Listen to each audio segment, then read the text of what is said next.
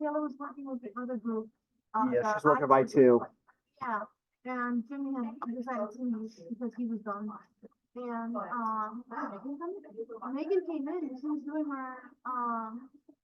her own data or whatever, and she was helping Taylor. All right, well, let me just put it this way. All right, if you want it, you're free to give whatever evals you want for him.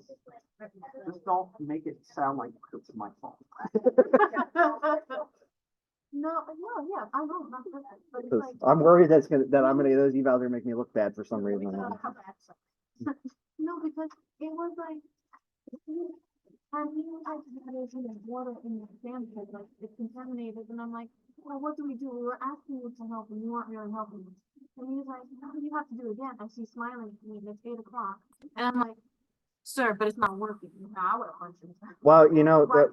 Sampled it. I was like, Well, that's because on Tuesday night that happened as well, and they had to do it again because I told them they had to do it again because it just got water in the spectrum.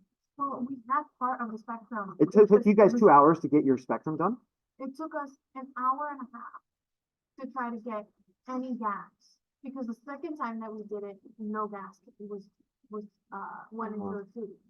But we had gas created in the initial tube. For whatever reason, it just decided not to move anything. So I was going to fight somebody because I was tired, hungry, and stressed. I'm so sorry for everything. Yeah, sorry about that. So you know what I learned last night while I was watching TikTok? I would love to teach everything. What's that? But I can't. What did you learn on TikTok? Just look at baby walrus. You can't put metal on his tests because apparently they lay on their tests and they don't want them to break.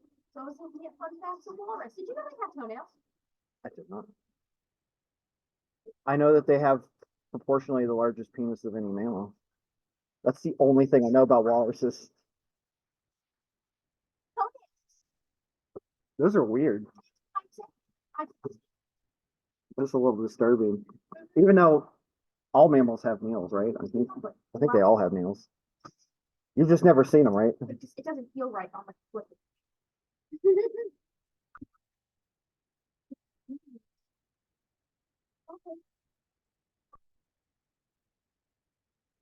All right, I am just about ready.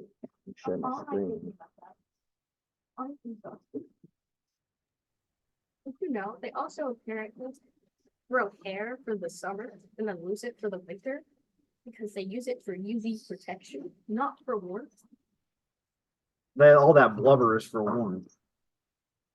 For the UV protection. No heat, no cold's getting through that like 2 tons of fat. All right, good. More afternoon, everybody. Before I start digging into our content, homework 4 has been posted. It's not due until the 19th, I think, so you got plenty of time. I've been looking a little bit at my content, and I think after more or less today, probably won't be that much calculus in the class. Most of it is going to be more qualitative. We're going to come up with some rules. We're going to talk about atoms and molecules. And the nice thing about atoms and molecules is that they arrange their energy levels into orbitals, as we know. And we can just use orbital rules and geometries of orbitals to talk about how atoms combine. So again, we can always go back to doing integrals when we want to calculate things. But we're going to start focusing a little bit towards interpretation and thinking about how to come up with, doing the same thing that we do in Gen Chem, which is come up with models and kind of simple ways to organize matter. But we're going to do it a little more intricate, a little more detailed, a little more subtle, a little additional work. But I don't think there's going to be very many. There's no integrals on homework 4, and I don't think there will be any on homework 5. Speaking of homework 5, I think the way homework 5 is going to work, because the due date for this is the 19th for homework 4. I think I mentioned this last class. I think homework 5 and the final will be put together into a large assignment that will be due at the end of exams, May 7th. that will be collaborative, open book. I'll make sure Sean will be around. It'll just be like a big problem set. All right. So I don't think there's going to be a final in this class in the typical sense. That does not mean it's not going to be, it doesn't mean it's going to be easy. So typically, yeah, but still, so typically my final is usually the easiest thing I give you guys. She's snorting over here because it obviously isn't. It is the easiest, doesn't mean it's easy. So again, it's gonna be worth the equivalent of a homework and exam. So it'll be 9 points. It'll be worth 3 homeworks effectively. It'll be a little bit longer than a homework. But so it'll still be the same length as an exam for homework, but you'll be able to work on it together. And it'll just be on molecules. Okay, so homework 5, our last topic will be putting atoms together to make molecules. The entire homework 5 final thing will just be molecule questions. Okay, that's all I have to say about that. It's an experiment. I don't know how well it's going to work. We'll see if I don't think the university is going to complain that I don't do the final, but they do. I might have to do it. I don't like finals personally, because you guys all want to get out of here, and I'd rather not stress you out when you have 10 other finals. When this is only for a few of you, most of you, I have a feeling you're just here because you have to be. So, which is okay. I'm not going to make you struggle too much. So, I want to talk about hydrogen today. In fact, we're going to talk about hydrogen for, let's say, 2 more lectures today and on Tuesday. And then we'll spend Thursday talking about multi-electron atoms. And I won't spend that much time talking about multi-electron atoms because what we learned from hydrogen will be applicable to multi-electron atoms. We'll talk about trends, things that change about the energy level structure of atoms, what do atoms look like, how do they act as a function of the number of electrons they have. But by and large, we'll see that there are trends, right? Well, of course there are trends. We have a periodic table that has trends. Obviously, the atoms share characteristics. We know that they do. And so we'll be able to see that in quantum mechanics as well, that we understand the hydrogen atom, we spend a little time thinking about helium, then we can more or less extrapolate those results to any atom we want.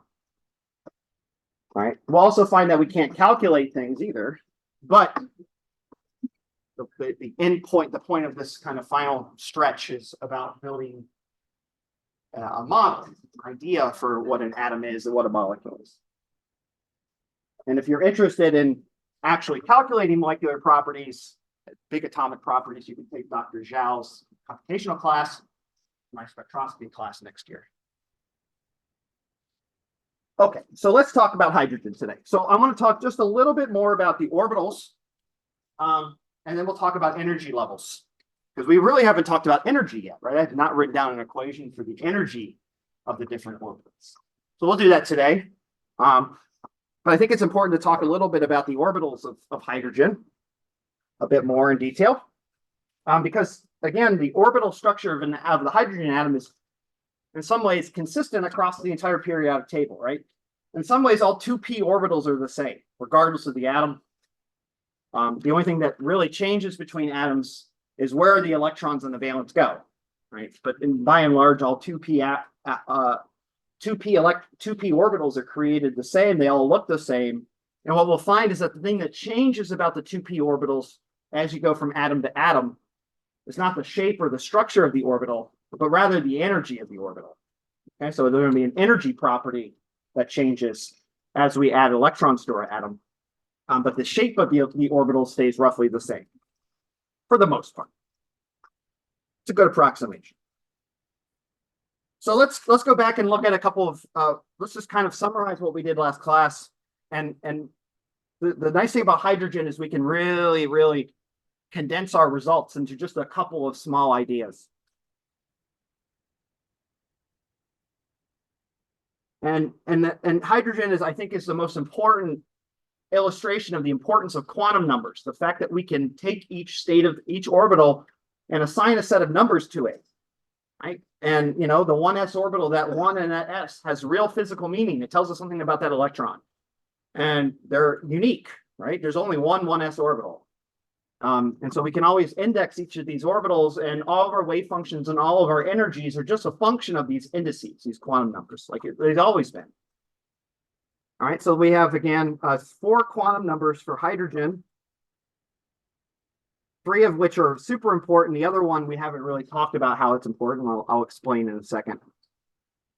All right, so every state of the hydrogen atom can be represented by a set of 4 numbers. First, of course, is N, which is the principal quantum number.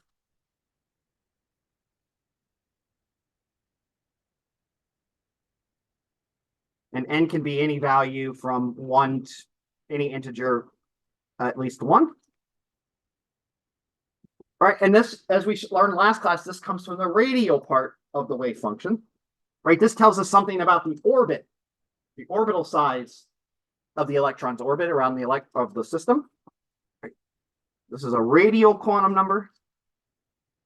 And when Niels Bohr came up with the original, I would constantly mention this, right? Niels Bohr came up with this model for the atom that you always see the picture of, which is the spherical nucleus with the concentric rings around it, you know, representing the orbits of the electrons, right? That's the Bohr atom of the hydrogen atom.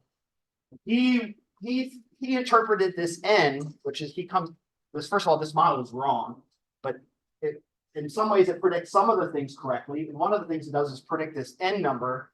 And the idea, the way that Bohr described this N quantum number is that if you think about the electron as a planet and the proton as the sun, the N represents what planet you're on, right? Is it Mercury? Is it Venus? Is it Mars, right? And so as you increase N, you get further and further away from the sun, if you will, the proton. The orbits get longer and bigger. And so the N kind of tells you something about the distance between the proton and the electron. Right.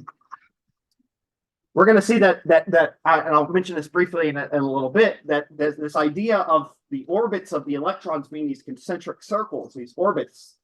That's a really, really awful picture. Very, very incorrect picture of an atom. But it happens to work kind of well for the hydrogen atom and only the hydrogen atom. But we'll come back. The next one is L. Sometimes it's, instead of capital L, it's called little l. That's a little cursive L. This is the orbital angular minimum. Right, this tells you how, the idea classically is this is how fast the electron is orbiting, right? It's the angular minimum, total angular minimum of the electron, rather the total orbital angular minimum. We have to compare that compared to spin. Right, and L can take any value between 0, 1, up to n minus 1. Right, and this limit is important. Right, n ultimately sets how fast this electron can spin. And the way to think about this is classically maybe using this Bohr model, this concentric orbit thing, classical model for the electron. Maybe it makes sense that your angular momentum is limited by your orbit.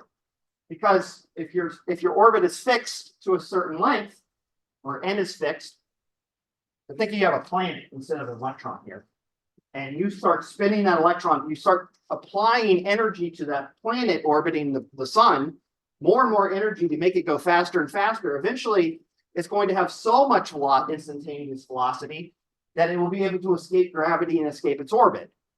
Right? So there's only so much angular momentum you can pump into this planet, if you will, this electron, before it just flies off.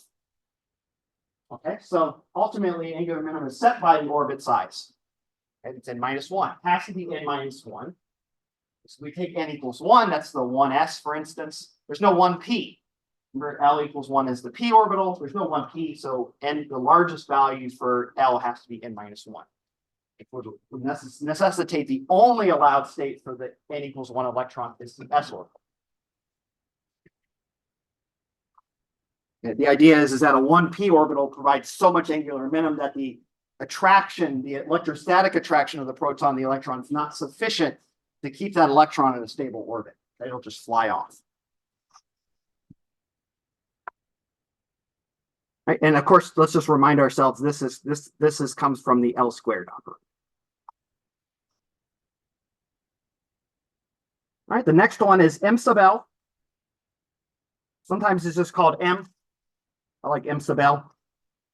or M capital L. This is the azimuthal angular minimum quantum number, or the projection. Depends on who you ask what they call it. Azimuthal is kind of an old term. Sometimes we call it the projection of the angular minimum. Is it ang, mom? And of course, this comes from L sub z, right? This is the projection of the angular minimum on the z-axis, right? This tells you about the precession angle of the orbit, whether it's orbiting around the equator or it's kind of orbiting at a tilt, at least classically. And we know that M sub L can be any number between minus L and L.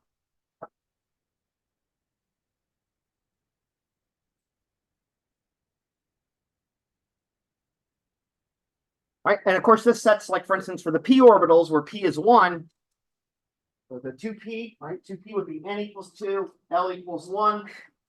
M sub L can be anything between minus 1 and plus 1, so that's minus 1, 0, and 1. That means there are 3 p orbitals, right? Each one is going to represent each of our 3 p orbitals. And our last one, which we won't talk today about the influence of this quantum number, but we will on Tuesday, is M sub s, which is the spin of the electron, the spin angular momentum. And this number comes from, is the projection of the spin on the z-axis. So S sub z. And because it's an electron and it has spin 1/2, there's only 2 possibilities. They can only take 2 different values. They can take M sub s equals minus 1/2 and plus 1/2. And the consequence of this is, right, you can only, we talked about this before, the Pauli exclusion principle about electrons. You can only have 1 electron per state, period. Right? So if you can't have 2 electrons in the same state with the same spin. They have to have 2 different spins, right? Which is why when we fill orbitals in Gen Chem, right, we put a spin up electron in it, and then we fill it finally with a spin down, right? These correspond to each of these numbers, right? Spin down and spin up. Right, so you can only have two. This says that you can only have 2 electrons per orbital. Of course, for hydrogen, that doesn't matter. We only have 1 electron. So your electron can either be spin up or spin down in the hydrogen atom, and they have the same energy. And we'll talk about that on, well, actually, it's maybe not fair to say that. We'll talk about this on Tuesday. Right, so this is the Pauli exclusion principle.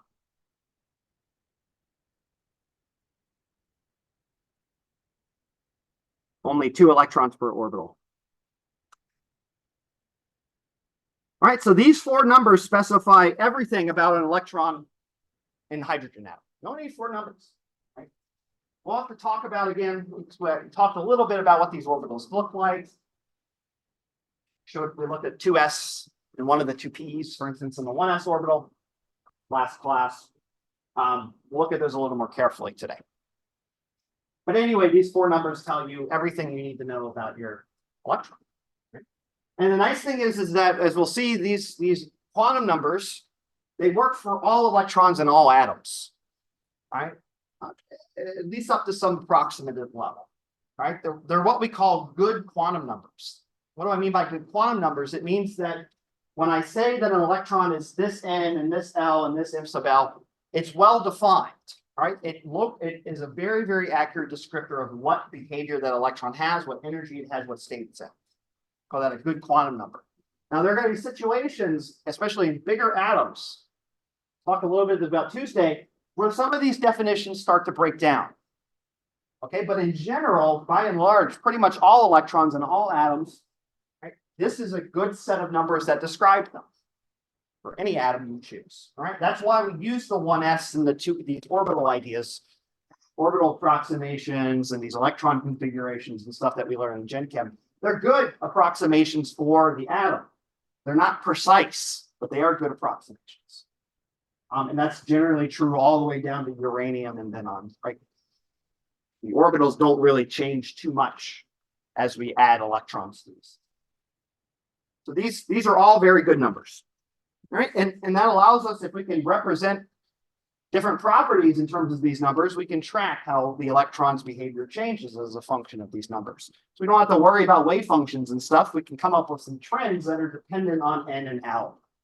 Right? We can use these numbers to our advantage. Any questions? Okay. Again, this is probably, some of this might seem kind of like a rehash, but we'll make it more subtle, make it more interesting, more intricate very soon.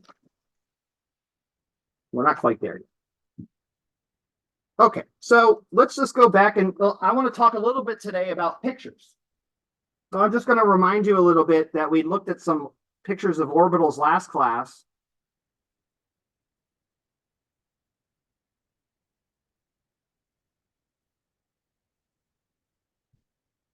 Right, and we drew these pictures. I'm just going to kind of roughly draw them, right? Wait, sorry, let me just, I'm at 1S here. All right, we kind of drew these orbital pictures and they made sense, right? We looked at the wave functions for them and we drew some sketches of them. Right, and we get these nice pictures that we always see in our textbooks. The 1s orbital is like a sphere. 2s is like two concentric spheres. In fact, I'll try to draw it as best I can. There is a sphere here, a smaller sphere around the center, and then there's a gap. I'll draw in red. And that's a sphere on the outside of larger radius. Right, we saw that there's a node in the 2s orbital, so there's a region close to the proton where the electron can be, and then there's a point where the electron can't be, and then there's a big hump probability density where it can be. So it's kind of like a two concentric spheres that it can be in. And then the 2p's, there are 3 of them. We only looked at one last class, so I'm going to talk about the other 2 right now. So if we looked at the 2pz orbital, we saw that it looks kind of like this. And I'm going to change the color for the other lobe like this. And the reason why I do this, and this is something I didn't make clear last class, why I color these different lobes differently, or that I have 2 different colors for these spheres, is that the wave function changes signs between the node. So in the 2pz orbital, by convention, the part of the p orbital that is above the xy plane, so z positive, has a positive phase, right? So the wave function is positive, it's above 0, and below z it's negative. It's below, it's negative. It's a negative value. So this is positive, and this is negative. So it changes signs, right? And that's going to have. I just want to mention that, and you've probably seen this before. Just to mention that, because when we add orbitals together to make bonds, we're going to have to consider that hopefully that the orbitals add constructively or destructively. We're going to have to think about that, whether the positive is adding to a negative part on the other atom or positive to positive. So it's important to think a little bit about the polarity or the sign of the function. That will play some role. And of course, in the 1s orbital, everything is positive. And in the 2s orbital, I got to think about it for a second. The outer one is negative and the inner one is positive. All right, so there's a sign change in the wave function. All right, I didn't talk about the px and the py orbital because there's a slight complication for these. And the complication is very interesting and it has a physical result. It's actually a physical consequence of something that we've seen before. But let me go ahead and remind you what the function for 2pz, the wave function for the 2pz orbital looks like.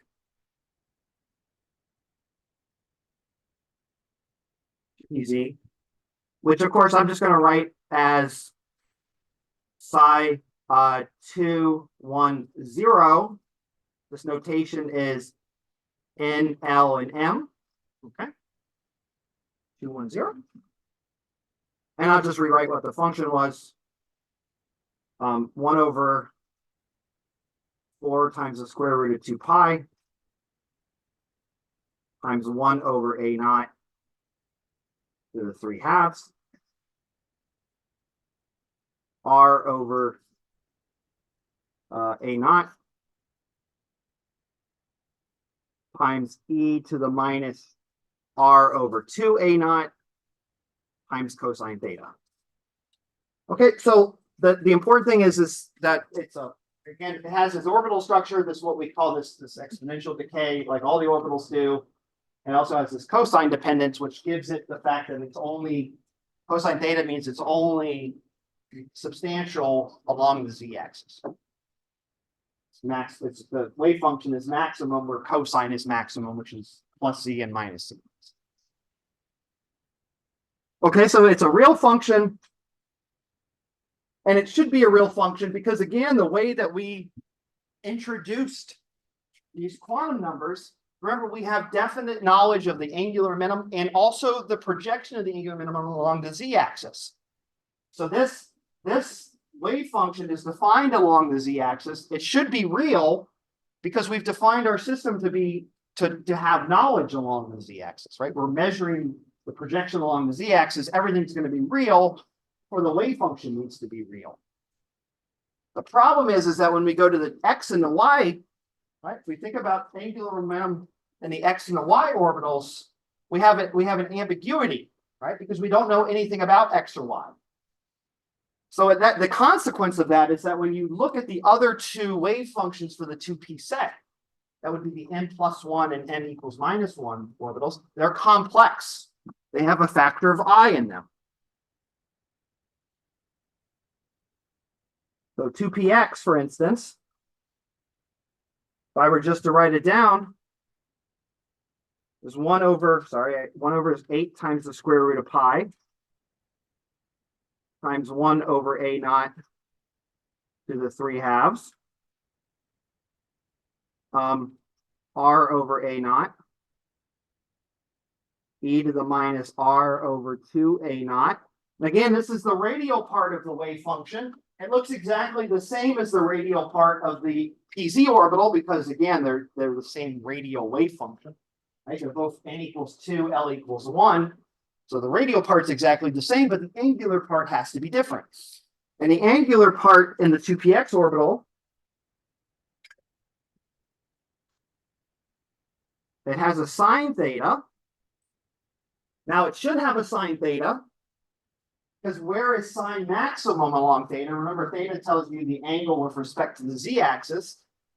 If our orbitals are going to be in the xy plane, they need to be maximum where sine is maximum, which is pi over, sorry, did I do that wrong? Hold on just a second, I apologize. Oh yeah, sine theta. All right, we'll fix that in a second. So we get sine theta. I know what I'm doing wrong here.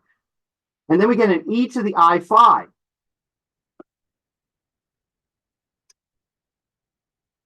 All right, we get this nasty e to the I thing here. All right, and in fact, the py orbital, the only difference between the px orbital and the py orbital is the sign of this exponential.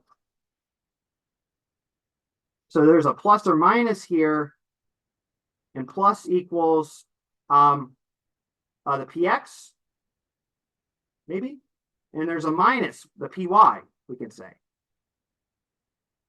Right, but they're complex. What the hell is a complex wave function? That's really annoying to deal with.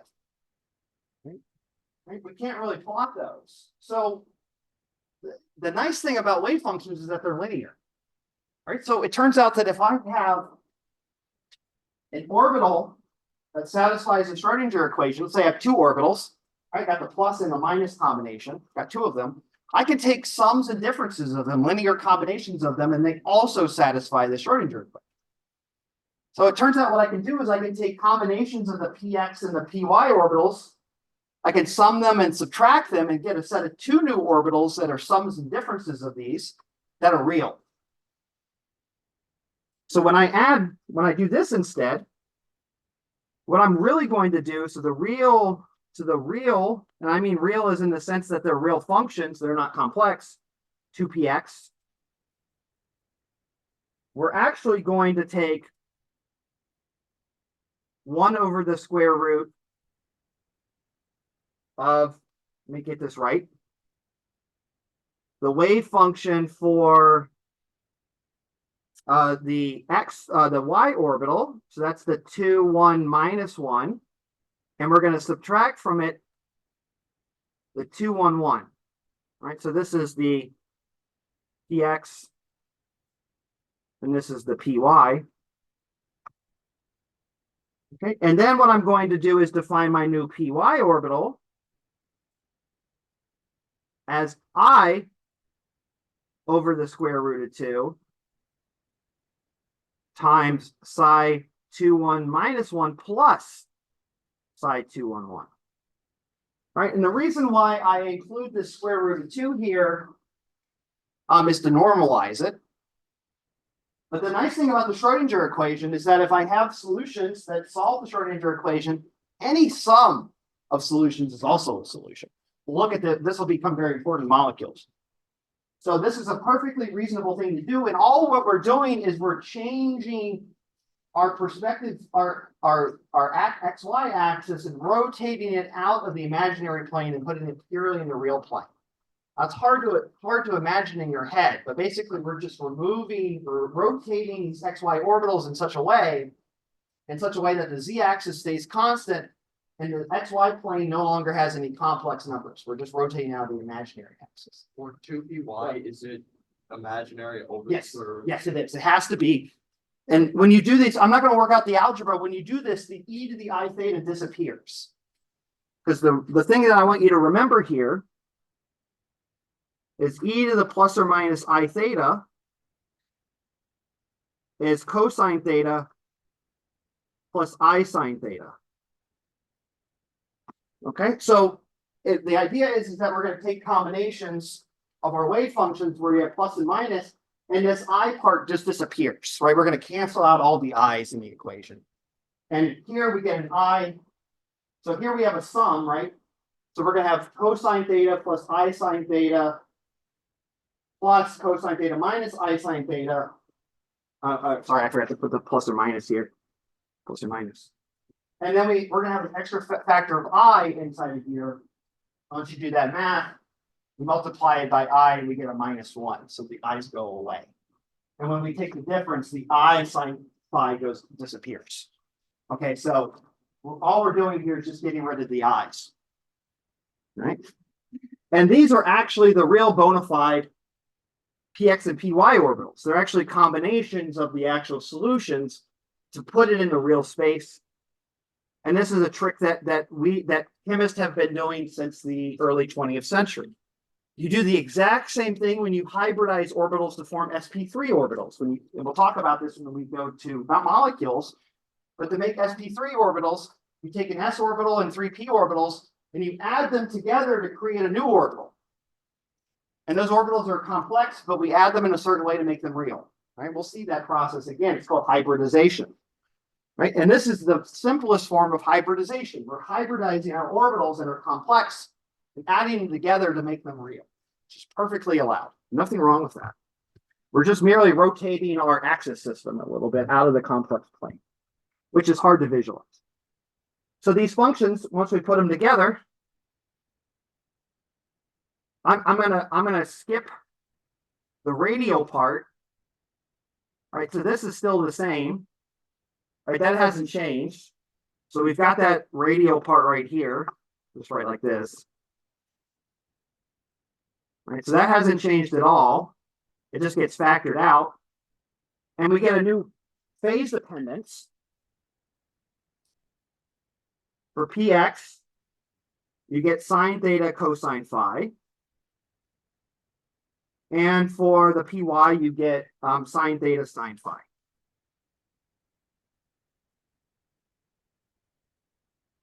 Okay. So let's plot these just really roughly. And let's convince ourselves that these actually lie along the XY axis.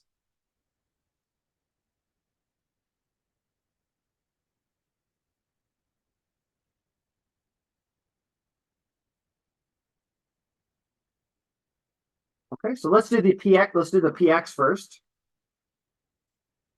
Okay, so let's do the theta dependence first.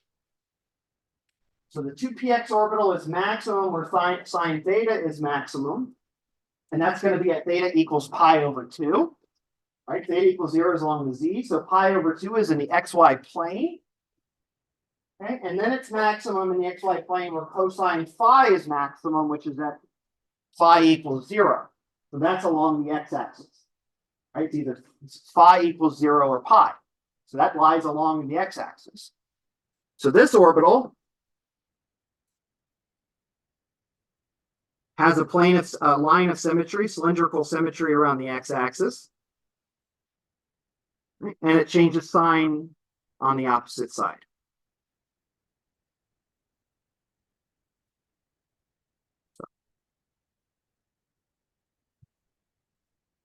This is minus and this is plus.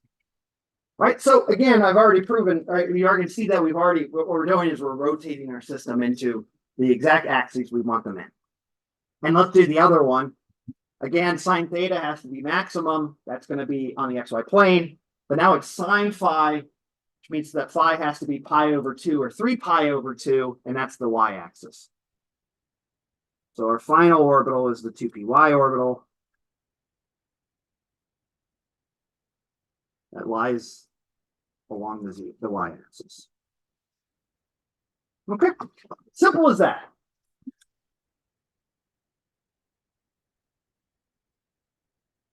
Oh, I just want to, again, the big point is that it turns out you can do all of your math, all of the energy math and stuff. You can use complex numbers. Nothing wrong with it. Because the important thing is that when we square this, right, we ultimately take the square of the wave function when we measure things. You're going to square this e to the I5, and that's going to simplify out. You're going to get, when you take the square of a complex number, you get a real number out. You take the complex conjugate times the number itself. Right, so psi squared looks like e to the I5 times e to the minus I5. The complex part disappears when we take psi squared. So these are perfectly valid. It's perfectly valid for them to be in a complex plane, even for measurements, because we only ever measure the square of the wave function, and the complex part goes away. But it's nice to put the actual wave functions in real space, because it's just kind of pedagogically and conceptually much more easier to think about. And this is the way we actually work with the math, if you will, because everything's in three-dimensional space. But you get the same result. Nothing changes. It's just a matter of perspective, if you will. So what I want to talk about now, we can finish writing these down, is that I've drawn these pictures of these orbitals. But how am I drawing these pictures? Right? Because these are functions of 3 coordinates. I think I mentioned this last class. They're functions of 3 coordinates. And so the wave function is a 4th coordinate, right? You have f of r, theta, and phi. In order to plot this, you need 4 dimensions, 3 parameters in your output. But I've drawn this as a 3-dimensional object. Right, so this is not a realistic picture, it's not a real picture of an orbital, it's just an image of an idea of the orbital, the general shape of the orbital. Right? And so, but in fact, the orbital, in terms of distance from the electron, you fix the angle, right? If you go along any distance along any straight line along this orbital, just to give you an example, right? If we take an R and just go along this way, right? The wave function exists at all points along this function, right? It gets exponentially smaller as R increases. But what that tells you is that there's really, as I said, I probably said last class, there's no reason to expect the electron to exist in this arbitrary space I've defined for the orbital. It could be anywhere. It could be on frickin' Mars for all I care. There's a non-zero probability of this hydrogen atom that's standing right here in front of me that the electron is a million years away. Of course, the probability is infinitesimally small, but it's not zero. Right? So these orbitals really aren't, they're just pictures. They're not really defined. They're not really realistic portrayals of the actual object. What I want to talk about is, where do we get these pictures from? Right? What are we actually calculating? Because the fact of the matter is that these are 3-dimensional objects. And so we're plotting a 4-dimensional object on a 3-dimensional object, which means we have to remove one of the dimensions. Okay, and so I want to talk about that dimensionality reduction. Where are we simplifying the system so that we can reduce it to 3 dimensions? And what we'll learn is that there's nothing wrong with these pictures. There's just an intricacy, a subtlety that we have to mention. This is not where the electron exists at all time. Rather, it's a representation of where the electron is on average. We always calculate averages. So let's calculate an average. And maybe we'll have some understanding of where these pictures come from. Okay, so let's do an example. So let's do the 1s orbital. We'll do a picture of the 1s orbital. Okay, so the wave function for the 1s orbital, wrote it down last class, psi100, is, I had it memorized, and now I don't have it memorized anymore. I apologize. You know my wave functions. 1 over pi, square root of pi, sorry, times 1 over a naught to the 3/2 e to the minus r over a naught. Okay, so again, there's 1s orbital is spherically symmetric. There's no angular dependence. You have a really easy integral to do. So what I want to do now is I want to calculate the average position of the electron in the 1s orbital. All right, so how do we do that? Well, we're going to calculate the expectation value of r, which is a 3-dimensional integral, right? This is 3D space. And we'll define the integration bounds in a second. I'll just say space of psi100 star times r times psi100 times some volume, dV. Right? And again, we have choices on how we want to integrate this, and the way that I want to do it is using spherical coordinates. So this is going to be an integral. We need to write down our 3 integrals for each of our coordinates. And we can go back to when I introduced spherical coordinates, what the bounds are. Let me just label these. This is going to be r, this is going to be theta, and this is going to be phi. So the bounds for this, for r, is 0 to infinity. Theta is from 0 to pi.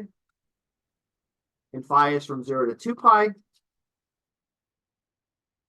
We have our wave functions squared.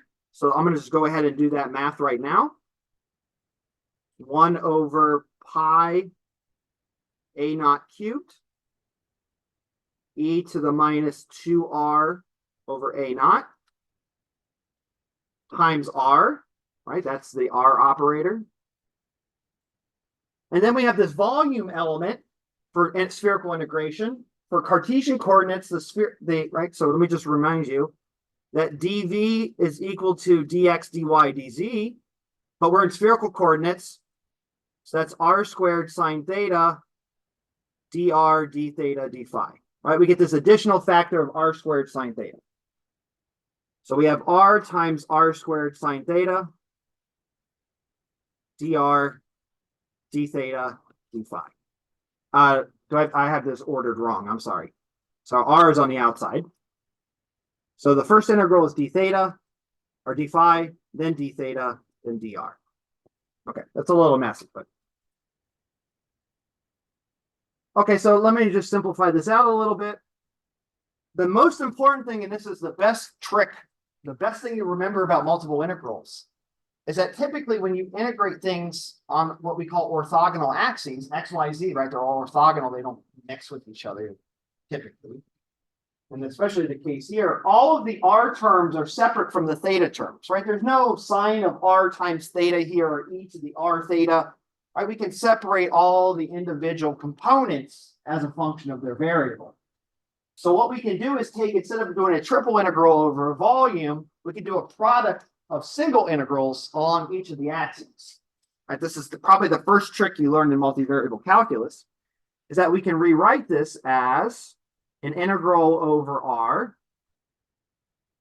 So that's going to be, well, we have a factor of 1 over pi A naught cubed on the outside.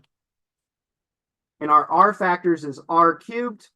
And what does it say after d psi all the way in yellow? Is that supposed to be d theta d psi? It's d phi, d theta, dr. Let me clean it up. I kind of crammed that in there. So the first one is d phi, d theta, and then dr. So what I'm going to do is I'm going to separate all the terms. So we have r cubed, e to the minus 2r over a naught dr. Right, so that's our radial integral. We now have an integral in terms of phi, 0 to pi, sine theta d phi, or d theta, times an integral from 0 to 2 pi of our phi, which is just d phi.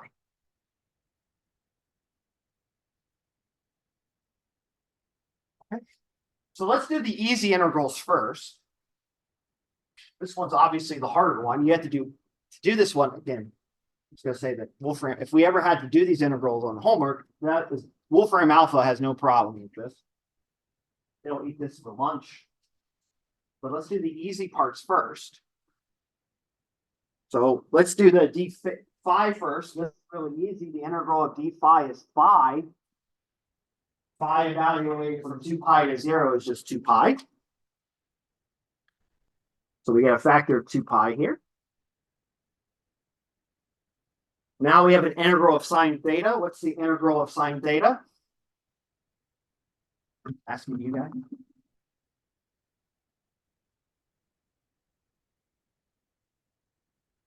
I heard a cosine somewhere under someone's breath, but is cosine correct here? If you took the derivative of cosine, what do you get? Derivative of cosine. Remember, the derivative of the integral result should give you your integrand. Right, it gives you negative cosine. Right, so the integral of sine theta should give you what? Exactly, negative cosine. So we have negative cosine evaluated at pi. What's cosine of pi?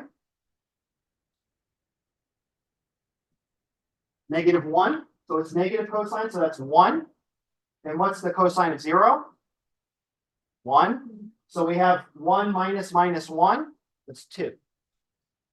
So this whole thing integrates to 2. Right? This is a really, really nice result to know, is that the integral of a sphere at fixed angle is 4 pi. Of course it is. I think the volume of a sphere is 4 pi r cubed. Oh, sorry, 4/3 pi r cubed.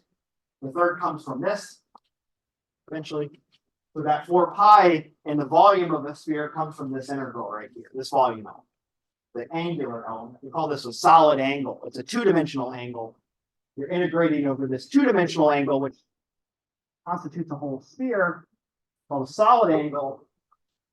And the solid angle of a sphere is 4 pi. Right? So if you never have any integrals in terms of your angles, everything's pure radians, you can always just take this whole thing right here and you get 4 pi out. Right? It's always 4 pi. It's really nice. Okay, so what this comes out to be now is 4 over a naught cubed, right? Because the pi cancels out, times the integral from 0 to infinity of r cubed e to the minus 2r over a naught dr.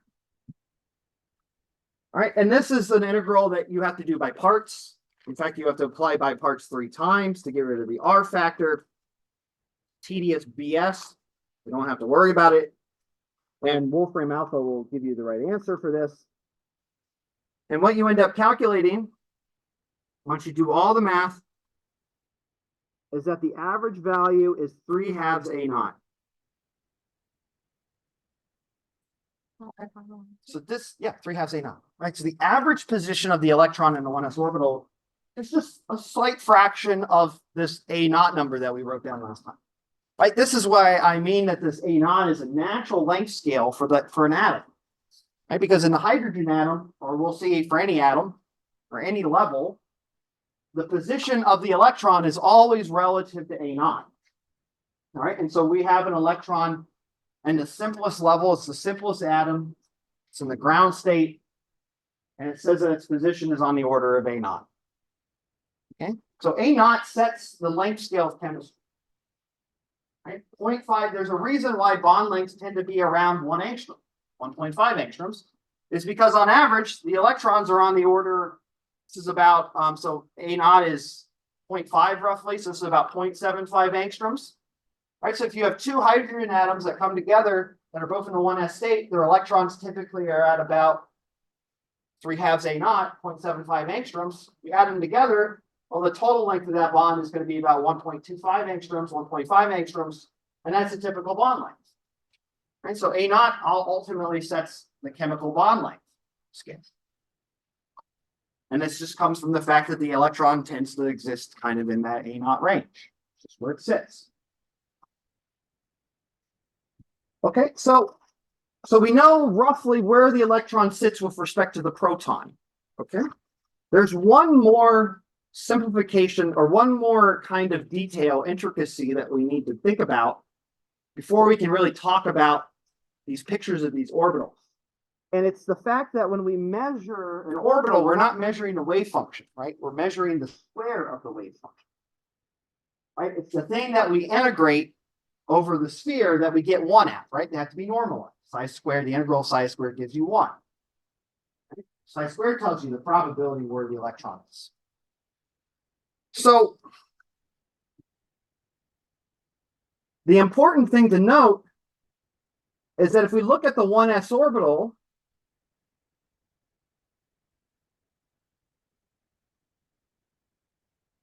this integral kind of looks like the integral of psi squared times r dx dy dz, which is equal to the integral of psi squared times r squared dr. Right? We get this additional factor of r squared when we average something around the circle.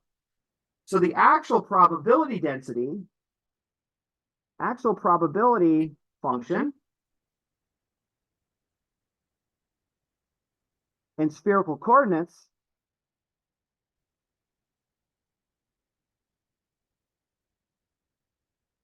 is not psi squared by itself,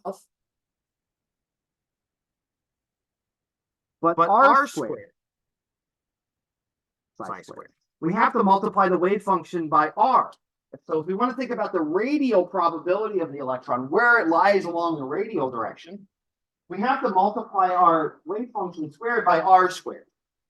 This comes from the fact that when we do this radial integral, we have to average over the angular parts of the sphere, right? There are 4 pi solid angle radians of possible vector r vectors that this electron can be at, and we have to average over all of them around the circle. And that, when we do that, we get an extra factor of r squared. So the actual thing that we need to measure when we think about probability is not psi squared in the sphere, but r squared psi squared. This has a very, very dramatic impact on what we measure. And let me show you why.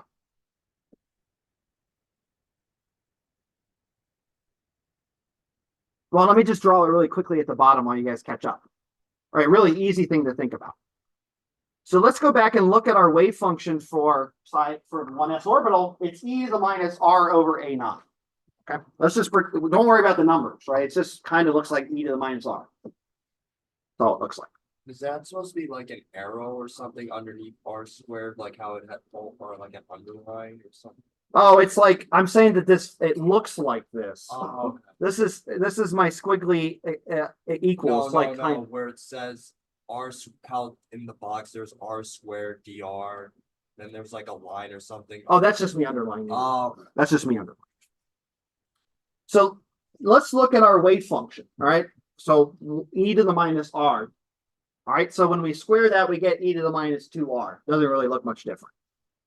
All right. So if we plot versus r, e to the minus 2r.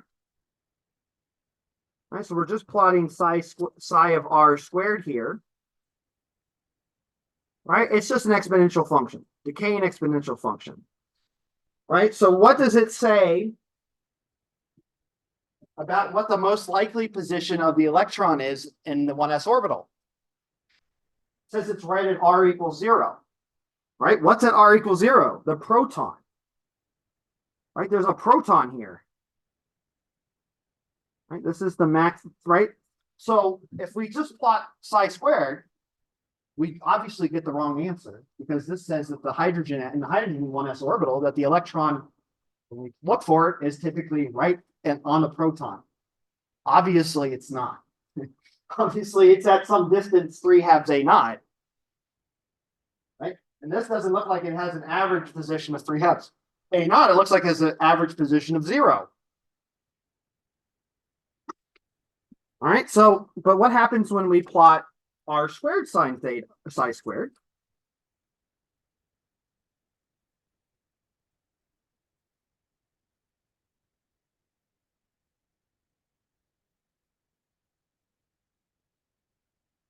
Well, this now looks like r squared e to the minus r, roughly. And so at small r, e to the minus r is roughly 1. And r squared grows faster. Also, what's the probability r equals 0? It's 0, right? If we plug in a 0 here, we get 0. Right, so we know the function starts at 0. It has no probability of being top of the proton. Well, that's good. We don't want the electron or proton to be co-spatial. Then we don't have an atom. And the r squared term is going to grow faster than e to the minus r decays at small r. So this function increases. And then eventually the exponentiation starts to kick in. And the decay is faster than the growth rate of the r squared part. And the function decays back down to 0. Like that. Okay. Now what this says is that the maximum probability of where the electron is not at r equals 0. It's at some finite distance. And that finite distance, it's not the average. The reason why it's not the average is that this function is not symmetric on both sides of the maximum. It looks like r squared here. It looks like e to the minus r here. Right? So they look a little different on each side. Like this kind of looks like r squared, and this looks like e to the minus r. So this maximum probability point in the, it's not the average, but it's the maximum, if you will, the mode. This is a naught exactly. So the maximum probability, the position of the maximum probability of the electron is exactly a naught in the 1s orbital. Right? That's where a naught comes from. Bless you. The electron tends to exist, bless you again, tends to exist at a naught. That's what this number is so important. A naught sets the length scale of the atom. All right, and the average, because of this asymmetry in the wave function, because it looks kind of like r squared and then e to the minus r, the average is at 3 halves a naught. All right, so the average is kind of like right here. The average r is about right there. Okay, so they're slightly different. And that's because this is not a bell curve. If it were a bell curve, obviously the peak would be the average. That's what a bell curve is. Here we have a slightly skewed function, so the average is not the peak. Right? But it's not important. The point is that by including that r squared, we now have a better physical picture of what the electron's doing. It's never going to be on top of the proton. In fact, it never can be on top of the proton. That's a good thing. Because, well, I'll explain it in a second. Is it always skewed because everything is in coming? No, it just always is skewed this way.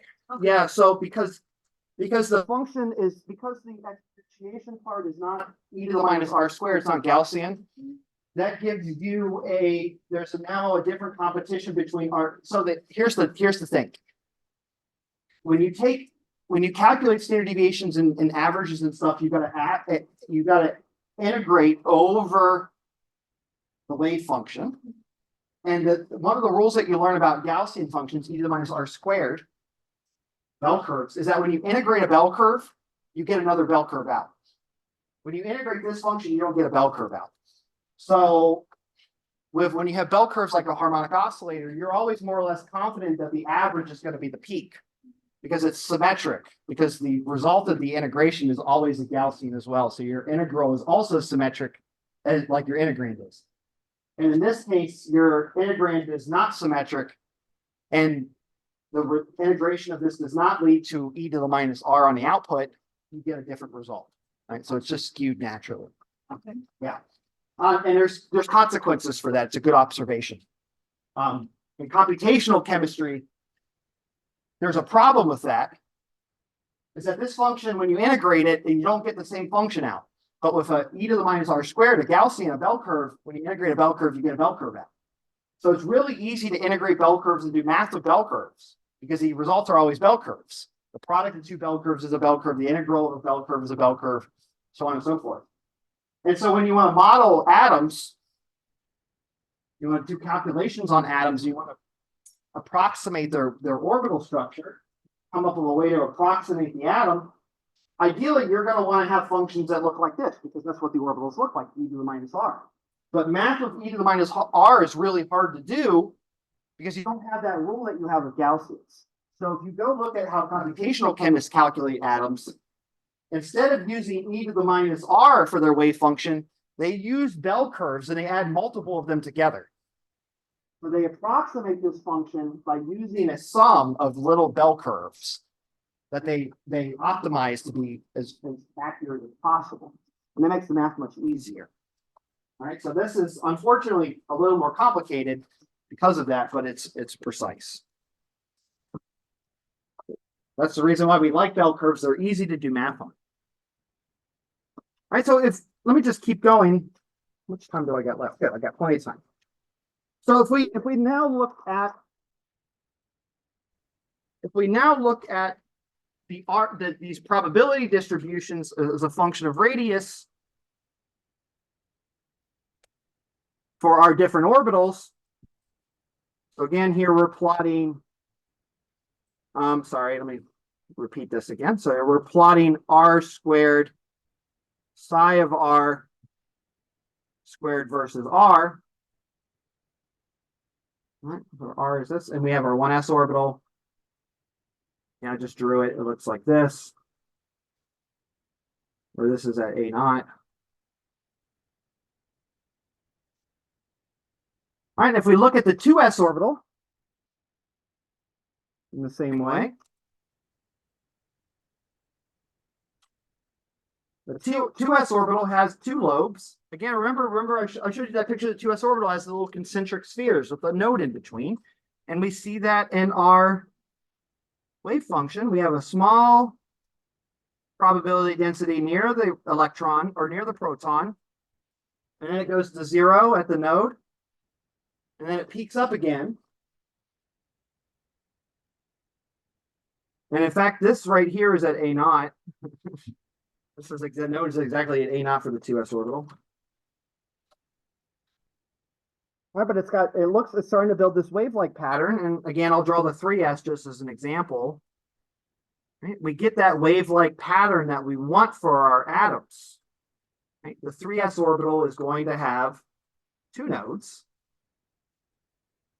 There's a ripple here, a bigger ripple here, and then a big one like this. Right, and you can keep drawing them, right? And they look like this, right? The next one, the 4s, I'm just going to roughly sketch it just to convince you. It's not exact. It's going to have a little small ripple here. Oops, wrong color. Small ripple here, bigger ripple, a bigger ripple, and a big one at the end. Okay. And again, we're starting to get that wave-like property that we expect from our electrons, right? They're still waves, right? And this is where the wave-like property of the electron starts to appear in the hydrogen atom.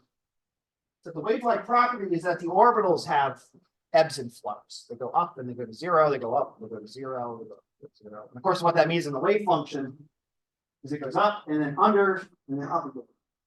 There's a sign change. And so in the 4s orbital, there's positive, negative, positive, and then negative again. Okay, so there's these sign changes as well, just like a sine wave. But these are psi squared, so everything's positive.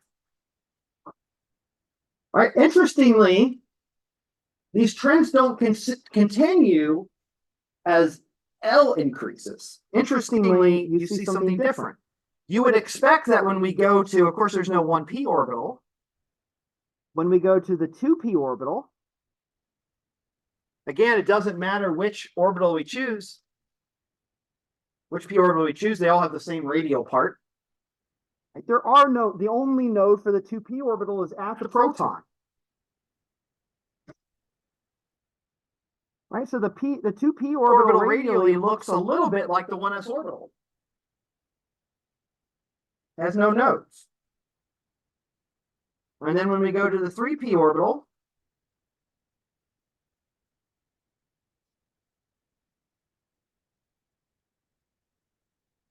it has one node, well, two nodes, including the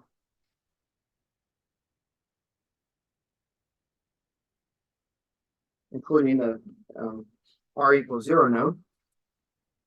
Right? And if I go to the d orbitals, we see the same thing again. The first d orbital is 3d.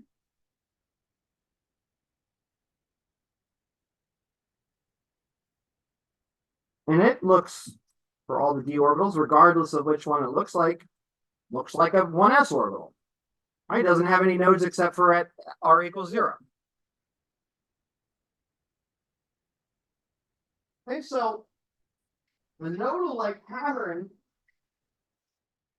okay, let me put it two ways. So the nodal-like pattern along radius comes from n, well, n minus L, if you will.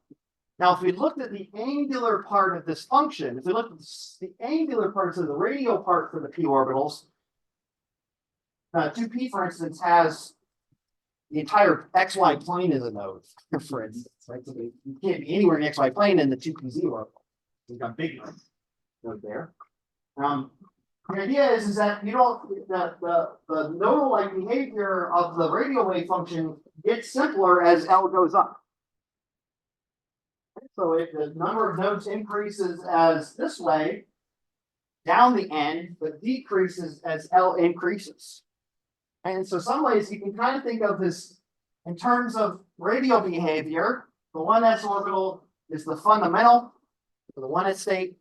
2p is like the fundamental for the n equals 2, and the d is like the fundamental for n equals 3. Right? It's very interesting how the structure happens.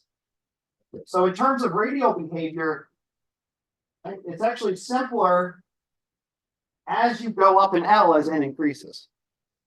And this actually has an even more dramatic concept. Is that if you ask yourself, what's the average distance? What's r as a function of the orbital? You can write a really nice formula for this. Completely general for n and L. Any value of n or L, you can always calculate the average distance. It's AO for hydrogen. N squared. 1 plus 1/2 times 1 minus L plus 1 over n squared. So let's just do a quick calculation of these and look at where the average position of the electron is as a function of the orbital. So we already know what it is for 1s, right? The average here is 1.5 a naught. For the 2s orbital, we have a factor of 4 here. It's a naught times 4. And then the rest of this is 3/2 because L is 0. So we get 1 plus 1/2 inside the brackets. So that's 3/2 times 4 a naught. That's 12 over 4. So that's 3 a naughts. Is that right? No. 4 times 3, 12 over 2, 6 a naught. Sorry. Right. So as n increases, and let's go to 3s. Let's just do 3s. That's going to be 9 a naught times 3/2. That's 27 over 2.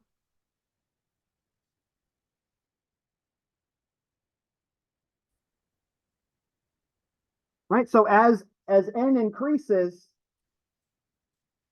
fixed L, the hydrogen, the atom gets further and further away from the proton. The electron gets further and further away from proton, right? That's what we expect. Right, the whole Bohr model of the centric orbits, right? As n increases, you get further and further away.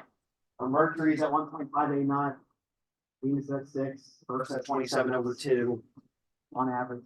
That's the idea. But here's the really cool thing that's very unique about atoms that is not the same about orbits. Is that in an orbit, classical orbit, at a fixed distance, as you spin that planet, if you will, or whatever you want to think about an orbit, as you spin it faster and faster, you have the centripetal force stretching, in this case, the electron away from the proton or the planet away from the sun, right? You have this imaginary force, the centripetal force or the centrifugal force that's pushing or pulling and tugging at the planet to stretch it further away from the planet or from the sun. That's centrifugal force. And so what would that mean? Well, if there's a centrifugal force, and that means when we go from 2s to 2p, that the average distance from that argument should be longer, right? Because 2p has more angular momentum. That electron's spinning faster. It should have a kind of a stretching effect to that tether, the electrostatic tether between the proton and the electron. So we would expect that the average position for R, the average R for 2p is longer than it is for 2s. Let's calculate it. So we have 4 A0, and then what do we have here? We have L is 1 for the 2p. So this is 2 over 2 squared. That's 1/2. 1 minus 1/2 is 1/2. 1/4. 1 plus 1/4 is 5/4. This is 9/4 A9.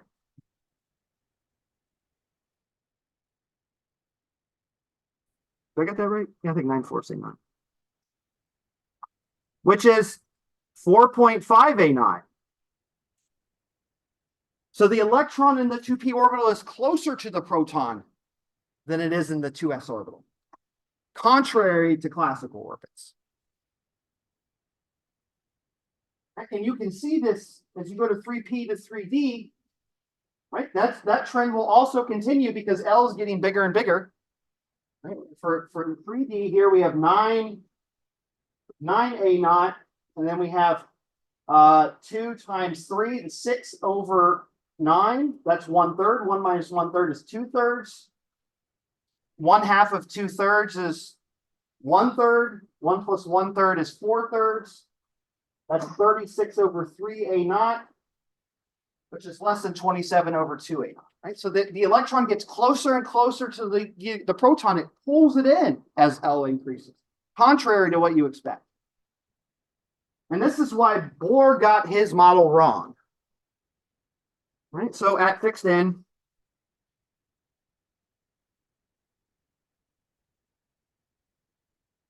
L increasing shortens the distance. This has some interesting, this is why Bohr got his model wrong. Because what Bohr assumed was that the electron and the proton orbit like planets and moons, right? He thought something like Keplerian orbits, right? Kepler. He thinks about planets and moons. He uses Kepler's laws of physics to come up with this model. Now, here's the problem with Bohr's model. And this is the consequence of it.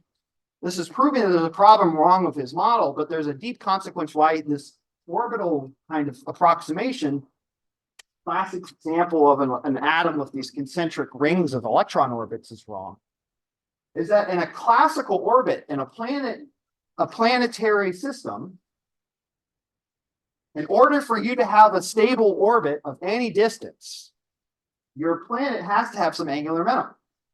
Right? Imagine if the Earth stood still and didn't orbit the sun anymore. It was frozen in place. What would happen to the Earth? The Earth would slowly get sucked into the sun because of the gravitational attraction. Right? You can think about this in terms of, like, for instance, Mir. Right? When the Mir space station crashed, I think you guys were not even born yet. I can't think of another space station that's crashed recently. I think there was a Chinese one recently. Right, as that, there's some, that mirror, when mirror got set up, it gets some initial angular momentum to orbit the Earth. But due to drag and due to weight and due to gravity, that orbit started to slow down more and more. It lost angular momentum. And as it lost angular momentum, the gravitational effect started to win out, slowly sucking mirror into inner orbit. And eventually it became so slow and the gravitational attraction became so great that mirror just fell out of orbit and crashed the Earth. Right, so you have to have angular momentum to have a stable orbit classically. So when Bohr calculates the energy and the structure of the 1s state, right, the fundamental orbit of the hydrogen atom, he assumes the same thing, that the angular momentum has to have angular momentum, otherwise the electron gets sucked into the proton. But that's obviously not true, because the only valid state at n equals 1 is one that has no angular momentum at all. Right, the electron-proton interaction is stable regardless of angular momentum. And unlike in classical orbits where angular momentum destabilizes the orbit as angular momentum increases past the point of the necessary angular momentum required to maintain the orbit, destabilizes it, and the hydrogen atom, the opposite effect happens. Not only do you not need angular momentum to have a stable orbit, here are 4 of them that have no angular momentum are totally stable. Angular momentum also stabilizes the orbit even more. It draws the electron in. Well, it's opposite. Bohr didn't realize this until way later. No one realizes it, but Bohr just didn't understand that. And there's no reason not to expect him not to understand that, right? It's completely opposite to what we see with actual physical orbits. The opposite result.